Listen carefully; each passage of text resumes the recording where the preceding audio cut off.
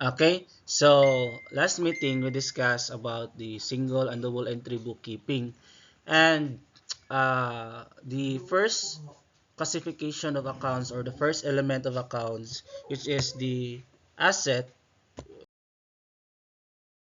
and last meeting. So ang asset mo ni siya ang resources, no, that has future values. So another example is, di ba kaniya atong naisgutan, the rules of debit and credit. Ako nang giingon sa inyo hang it's very important nga makahibaw mo sa rules of debit, aron makahibaw mo the basic rules of when to debit and when to credit. No, kay this is the fundamental of accounting. No, kay if dili ka makahibaw ani, maglibog ka ani, masayop gud ka sa pagbutang sa account if it is debited or credited. So hopefully nga na-master na ninyo ang rules of debit and credit. So the first example nga tong na discuss last meeting mao ni know when to debit machine, plant, when to debit cash, bank, accounts receivable. And we had our examples, which is this one. No, so first is Briones invested 50,000 cash. No, so we need to debit the cash, which is the asset, and we need to credit the capital or the investment of the owner. So enough na na. So let's proceed, or let's jump to the second classification or element of account, which is the liabilities. So what is liabilities? Ang liabilities are obligations or debts that an enterprise has to pay at some time in the future. So liability, or we are liable, no, we are obligated to pay our debts. No, muna giingon nga ang liability mo ni atong obligation. Again, ang asset mo na siya ang gipanag-iya sa company. Liability mo na siya ang obligation sa company. So we have types of on credit, nasayod tang on credit, on terms, and on account. Nagpasabot na siyang nga kita nagpalit og goods or naay nangutang sa tuwa or giutang na siya. Kung kita ang nagpalit nya on account or on credit, kay kita ang naay future nga bayronon. So purchases on credit, it means nga kita ang liable or obligated to pay, no, the amount nga ato ang gi utang. So if natay giutang, natay bayronon, the account nga atong gamiton is accounts payable. Again, kung natay giutang, meaning natay bayronon, o katong bayronon nato, ang account title ana is accounts payable. So for example, nagpalit ko og furniture. So ang ako ang masulod sa ako is the furniture and fixture. But ako man tong giutang, so dili cash ang akong credit, kundi accounts payable. Again, the normal balance for liability is credit. So hopefully na master na nato ang una. Next is expense due but not paid. So if expenses like rent, wages, etc. are due on end of the month or year but not paid, are called outstanding expenses or accrued expenses. So mao ni siya ang mga expenses nga nga kanang naabot na ang due date, no, pero wala pagod na bayri mo ng accrued expenses. Next is unearned revenue.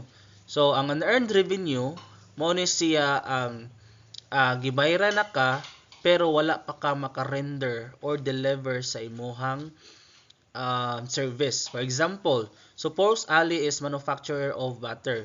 One of his customer pays him 50,000 in advance. So advance nagbayad ang customer kang Ali.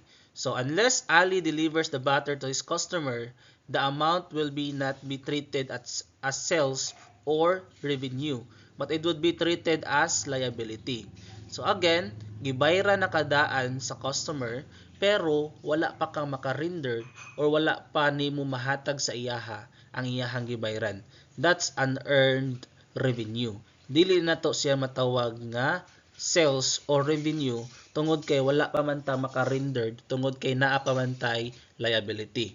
So when Ali delivers the butter, unearned revenue will be converted into revenue. So ang unearned revenue atong ibutang kung wala pa ta maka-render sa service o wala pa ta makahatag sa gibayran na sa customer. Pero once ato tong nabayran, revenue, the normal balance of revenue is credit, no? Ang unearned revenue, kung ato nang bayran atong unearned revenue, mahimo na siyang revenue nato. So ang unearned revenue mahimo siyang debit, unya ato siyang i-credit ang revenue. So mao ni ang mga types of liabilities. So muna itong mga example.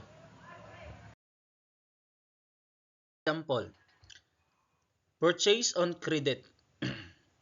So meaning, purchase on credit, nagpasabot nga nagpalit ta nga giutang.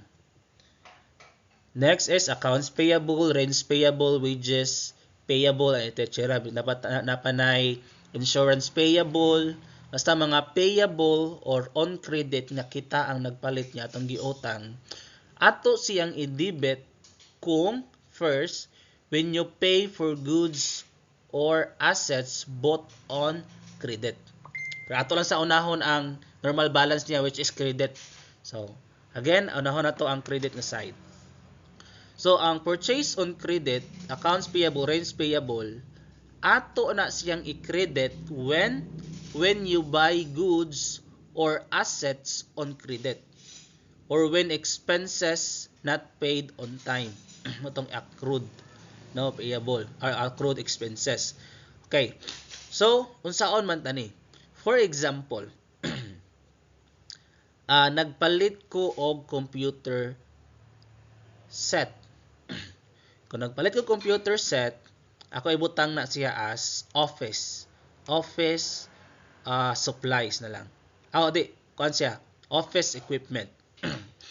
So nagpalit ko og office equipment. Kaya ang office equipment akong giutang. So ang mahitabo na ako'y liability, na ako'y obligation sa pagbayad ato monthly or year o monthly sa gipalit nako nga computer set. So unsaon man nato? So ang computer set nga mao ang atong gipalit, silbi tag-iya na ta, kita moy na nag-iya. So meaning ato siyang i-debit tungod kay padung man siya sulod sa company or sa imuha. Unya ang atong i-credit nga side, which is ang liability nato, mao ang accounts payable. Tungod kay ato pamantong bayronon ang computer set. So muna, when you buy goods or assets on credit, when expenses not paid on time, when you buy goods, when you buy equipments pero on account, ang buot pasabot ana napatay accounts payable. So what if after a month or after 3 months nabayran na nimo ang imuhang utang nga computer set? So sa pag-record nato sa journal, atong i-debit ang accounts payable. Kung nabayran na nato ang accounts payable, ato na siyang i-debit. When you pay for goods or assets bought on credit. Again, ang goods or assets nga on credit, that's our accounts payable. Pero kung nabayran na nato ang goods or assets nga on credit, ang accounts payable ato na siyang i-debit. So unsa may atong i-credit? Ang atong i-credit ang atong gibayad. Unsa may gibayad? Cash. So muna nga time nga ang naa sa journal ninyo, ang debit nga side is accounts payable, ang sa credit nga side kay cash. Tungod kay ang accounts payable naka-benefit na ka, wala kay dili na ka obligated kay ning tungod kay ning decrease ang liability, ang nahitabo ato siyang i-debit. Og ang cash since ni increase siya or atong decrease ang cash kay ato man gipagawas ang cash o gibayran ato siyang gi-credit. So next is advances from customers. So what if kita may namaligya unya natay service nga ato ibutang salon, no? So natay customer nga nagbayad daan sa iyahang bayronon. So when advance received from the customer.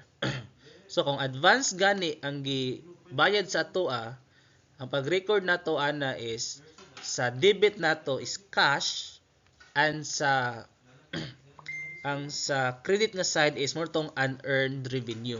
Mutag unearned meaning wala pa ta maka-render sa service. Pero once ang service ato nang na-rendered, ang mahitabo kay ang unearned revenue ato siyang ibutang sa debit when goods delivered for the amount received or cash return. Kung na render na nato ang service, ang unearned revenue ato na siyang ibutang sa debit o ang atong ibutang sa credit is revenue or income. Nangubang kay service revenue or service income. So liabilities increase when credited and decrease when debited. So kung mo-increase ang atong liabilities, unsay liabilities nato, meaning obligation. We are obligated to pay sa mga accounts no sa future. So if ang liability mo increase, mo na ang time na ato siyang i-credit. Pero mo decrease ang liability, ato na siyang i-debit. Mao gud to inyo gud tong i-master or ato gud tong i-master ang basic rules when to debit and credit or the basic rules of debit and credit. Liability. So the third account is equity. Hopefully mahumanat na ni ron. So equity represents the owner's claim to the asset. When a new business starts, capital includes the amount invested by the owner in terms of cash or asset. Again, equity or capital is sa owner na siya. No, sa owner na siya nga gi-claim. For example, nag-invest and nag-withdraw.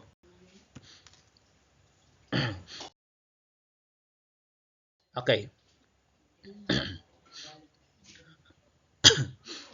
So starts business with cash and assets, earning profit, investing cash for our asset. Okay.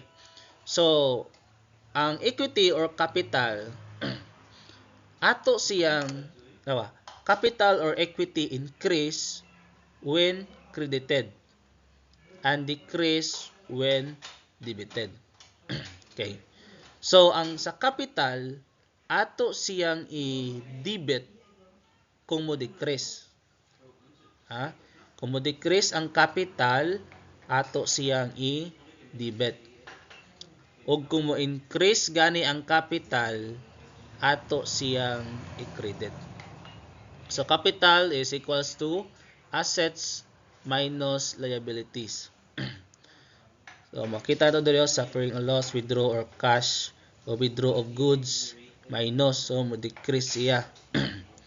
Unya, start a business with cash and assets, mo increase siya. Kung mo increase gani, inundamin ninyo, mo increase gani ang capital or equity, ato gud nang i-credit, o mo decrease gay siya, atong i-debit. So barto same nga sa example nato ato. No nga, if nag-invest ka, so ang imong investment, atong i-credit, which is the, for example, ato, Dublin, capital, credit nya. Ang sa debit nga side, unsa ang imuhang gi-invest. For example, cash, so cash ang sa debit, unya ang sa credit, Dublin, capital. So more na ka-simple ang debit, ang capital or equity. Next is income. So, incomes or revenue. So, there is fundamental difference between revenue and income. So, ang revenue, this refers amount a business earns by selling services and products, while income describes as excess amount of revenues over expenses. Okay. So, ang revenue, mao ni siya ang gross, no? O gross income sa company. While ang income mao ni ang net income sa kalahian. So ang gross income meaning ang overall nga na-earn sa company o sa service or product. While ang income mao ni siya ang revenue nga minusan na sa expenses. Mo na matawag nato nga income. Na minusan, for example, no, na may, for example, nag-serve ka services, nag-render kag service. So ang pag-render nimo og service na mo kag ibang gamit nga mga products, so kwenta nato ang income within the day kung ato nang i-minus ang mga operating expenses, no, sa company or business nga atong gipadagan.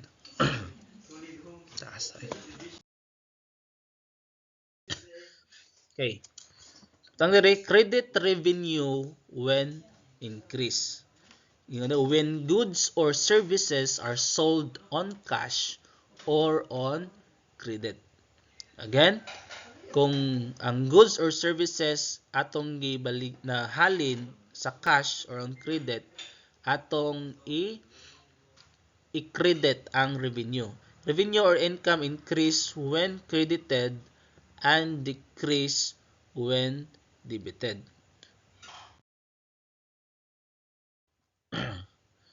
So, debit revenue when decrease.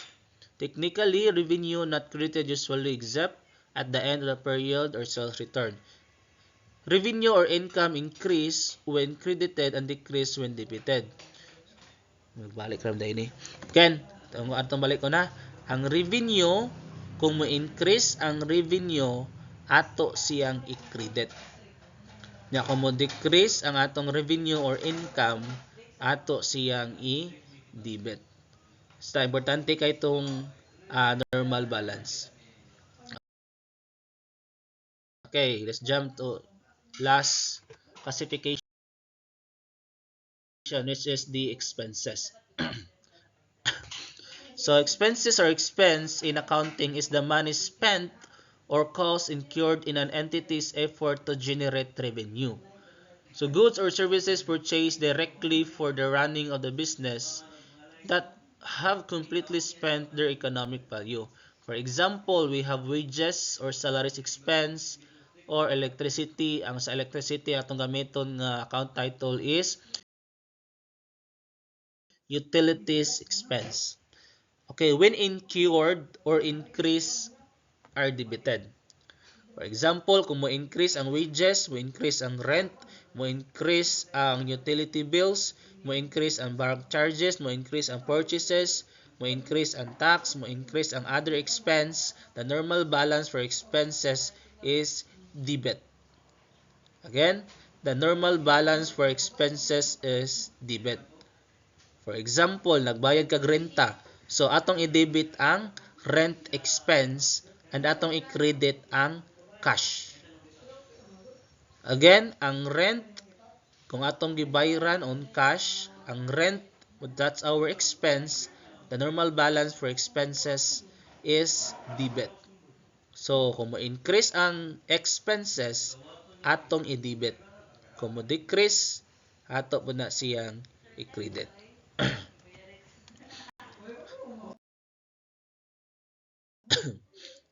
So, di ba na, ang ingon ganiha kung mo-decrease, usang ini, normally expenses are not decreased. So, generally expenses are not decreased, so never credited. Mga dahil, no? So, di na to wala goy credit nga expenses kay di guna siya mo decrease. So when accounting period completes, the revenues or sales and expenses accounts are closed. They are needed to transfer the balance to trading. Alay na. Then expenses are credited to trading lain po na purchase returns ra mo ito credit. Pero ato man nang hisgutan sa sunod. Sa normally ang expenses di guna siya mo decrease. So karon ang ato ang buhaton is mag-start ta og fill up sa ato ang general journal or general journal entry. So we have successfully completed our first part of understanding double entry system. Next we have to do is how to make a journal entry. So to make journal entries, we must recall how to debit or credit accounts. So muna nga need good na to nga i-master to ang normal balance. So let's have a look below to understand it more practically. So our first transaction kining nasa box. So on 1st of February 2012, Samir started a business by investing 200,000 rupees in cash. Okay. So the format is kaning naa sa makita ninyo ang table. We know that when we start business, our two accounts are affected. Again, in double entry bookkeeping or double entry system, duha gud na two or more accounts ang maapektuhan. So one of the two accounts, no, kung atong makita ang first transaction, ang na-touch niya is the equity, naapektuhan is the equity and the asset. So nakita nato nga ang capital which increase, so ato siyang i-credit. And secondly, our cash also increase or ato asset ni increase, so we debited. So don't forget to use 2 before it's ayaw nang it's 2 ang ato agong lain nga ko agad file. So ayaw ni dining account title ha. Katong account title is katong ato ang na say mo kasubat ni siya. Okay.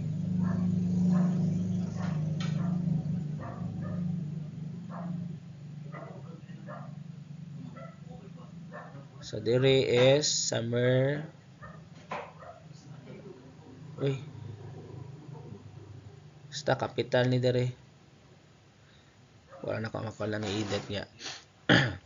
So, okay. So, the first step in accounting cycle is identify and analyze the transaction. So, this is our transaction. We identified our transaction and now we're going to analyze the transaction. So, on 1st of February 12, again, this is the date. Sa to ang general journal natay date.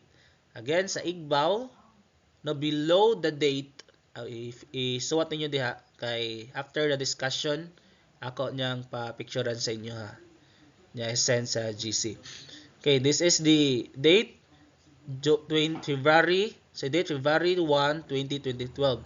So the year below the date, below the year is the month. So ang atong buhaton ani sa month is mga shortcut Jan, Feb, ang Mar, April, APR, June, no, mga shortcuts, ang mga tagas kayo. And the besides sa month is the date.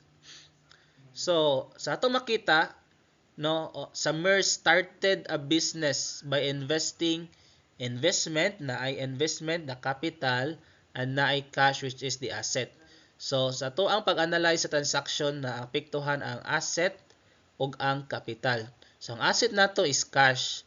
So since gi-invest na siya sa company, meaning ni increase ang atong cash, so atong gibutang ang cash as debit.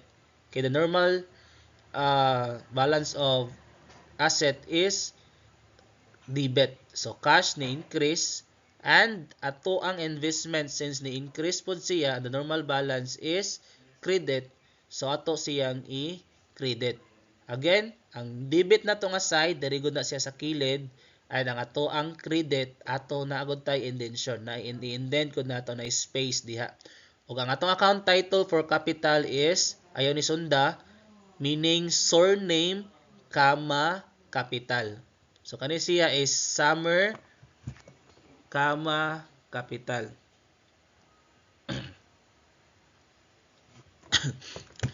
And then, ang ato ang amount.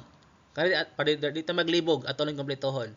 Ang sa cash inigbutang nato sa debit, ayaw kalimti nga ibutang dayon nato ang debit. Kung mabutang nato ang debit, ayaw ang cash, ayaw kalimti nga ibutang dayon largo ang amount kay basig maglibog or ma-interchange ang duha. Again, sa inyong general journal, ang pinakalas nga row kay mao na ang sentavo, 00. Mag-start mo ana gikan sa pinakakilid para dili mo masayop kay no erasure ni ang ato ang journal entry.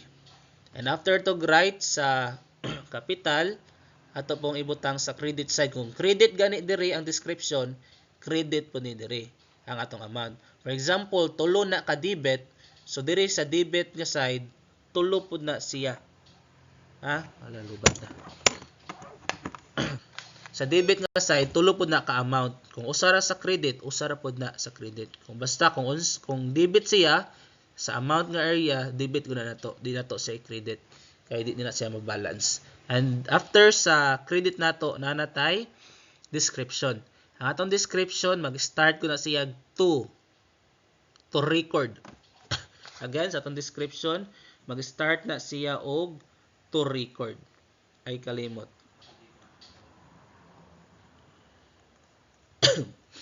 Okay. Naka-fill up na mo diha. Okay, 36 slide na ta. Sabi tama. So, mo na ang pag entry nato sa journal.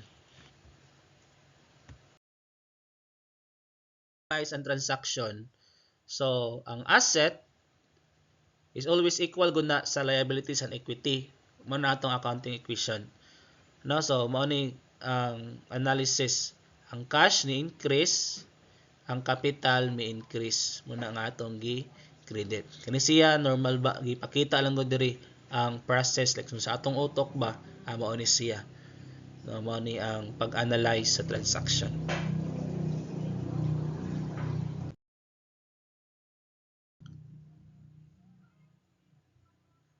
Okay, for example na pod lain. So another example on 2nd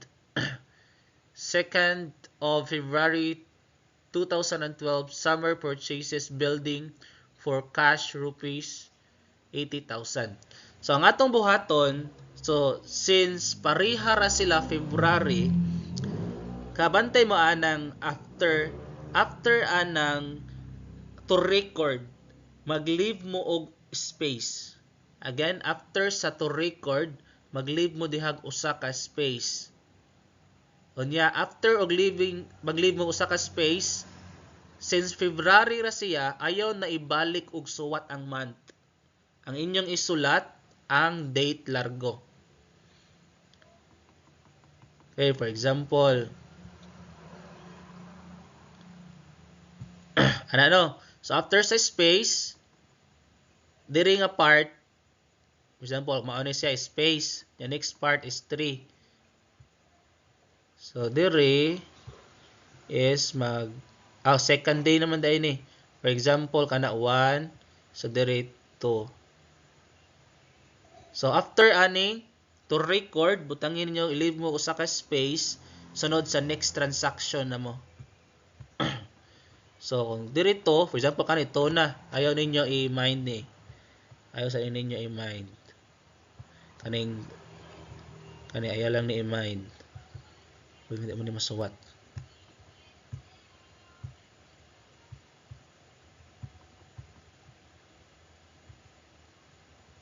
Nasa ni i-mind ninyo. So, kuna space, after sa space, largo na mo sa 2. Kaya na may February sa igbaw. So, On 2nd of February 2012, Samir purchased building for cash rupees. So building, nasayod nga that's asset and cash is asset.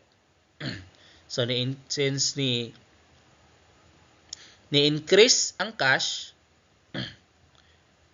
ni-increase ang asset o ni-decrease. No, kay nagpalit man, nag-purchase.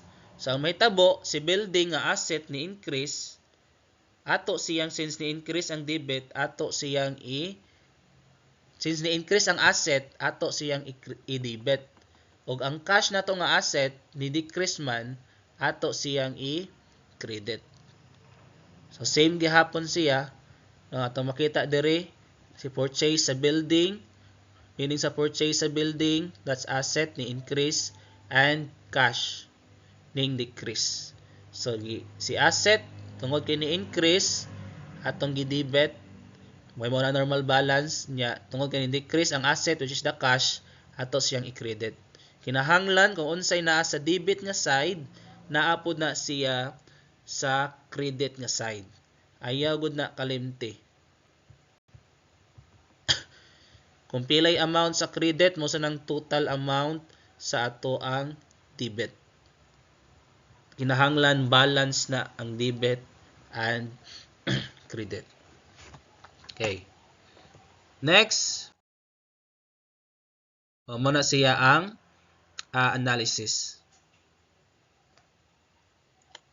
So that's how we do the journal entry. Murag sayan ra no. Murag rasad.